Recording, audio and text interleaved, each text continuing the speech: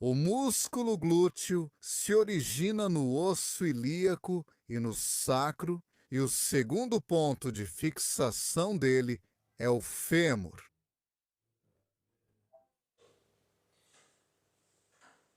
Esse músculo é um dos principais que estabilizam a pelve. Ele também tem um papel importante na caminhada.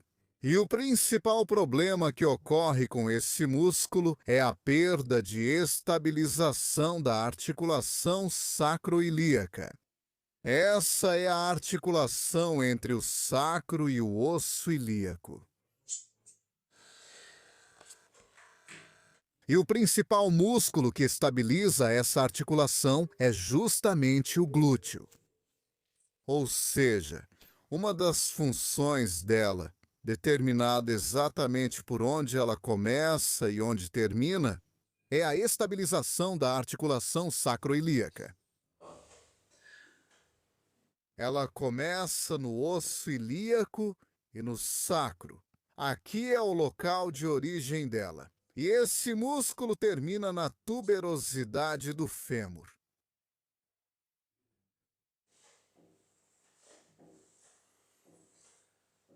É um músculo bem poderoso. Ela tem duas partes. Uma parte, que se prende ao osso ilíaco, é responsável por mover a perna para trás. Isso foi mostrado no vídeo sobre o músculo lombar. Essa parte é antagonista do músculo lombar e ativa quando a perna vai para trás no passo. E essa parte aqui, a função dela é estabilizar a articulação sacroilíaca. E se ela para de funcionar, a articulação sacroilíaca começa a ficar instável. Normalmente ela deve se mover nesse ângulo aqui. Ou seja, só esse tipo de movimento deve acontecer na articulação sacroilíaca. Se ela se torna instável, ela passa a ter mais liberdade de movimento do que deveria. E nesse caso, surge dor, primeiramente, nos ligamentos ao redor dessa articulação. Quando o músculo glúteo para de funcionar, o corpo tenta compensar essa fraqueza. Em primeiro lugar, o músculo piriforme. Ele tenta segurar essa articulação, tenta começar a estabilizá-la.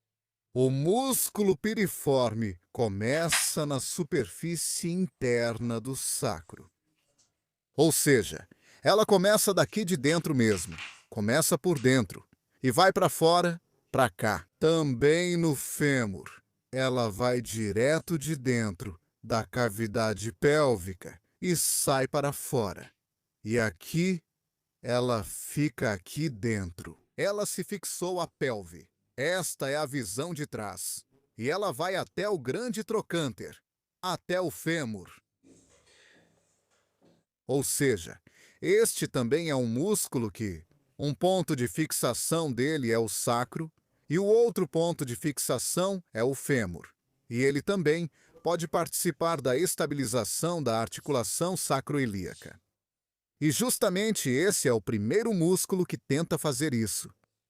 Quando o glúteo foi desativado. Mas o que acontece? A questão é que sob esse músculo passa o nervo ciático. E quando o músculo glúteo começa a desempenhar a função do glúteo máximo, esse nervo ciático começa a ser comprimido. É exatamente nesse ponto que ele fica assim, desse jeito. Ele passa por baixo do músculo piriforme. E quando o músculo piriforme se contrai, seu volume aumenta e assim o nervo ciático é comprimido. Aqui tudo depende do grau de compressão dele. Isso pode começar com fraqueza muscular, que é inervada por esse nervo. Depois, pode ocorrer a síndrome do músculo piriforme, quando a dor desce pela perna. Dormência também é possível. O próximo músculo que tenta compensar a fraqueza do glúteo é o extensor das costas. O extensor das costas. Aqui, esse músculo também percorre a coluna vertebral. E ele também, um dos seus pontos de fixação é o osso ilíaco, o outro é o sacro.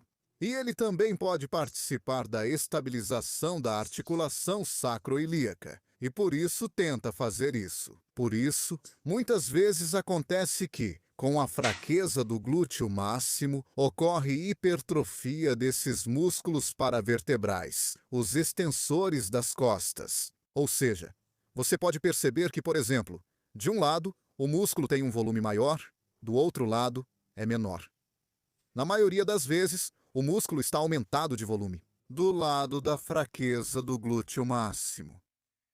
Ou seja, esses são os músculos, o piriforme e o extensor das costas, que tentam compensar a fraqueza do glúteo máximo para estabilizar a articulação sacroiliaca. Se no caso do músculo piriforme, ele, ao se contrair, assume a função do glúteo máximo, encurta e começa a comprimir o nervo ciático. Nesse caso, a mobilidade do quadril fica limitada, a posição da pelve muda e o próprio nervo ciático é comprimido. Já no caso do extensor das costas, haverá uma limitação da mobilidade na região lombar da coluna, porque esse músculo ficará constantemente tenso para tentar manter a articulação sacroiliaca estável. E fixações na região lombar da coluna vão se manifestar constantemente. Além disso, o músculo glúteo também participa do movimento, especificamente durante o passo, impulsionando o corpo para frente.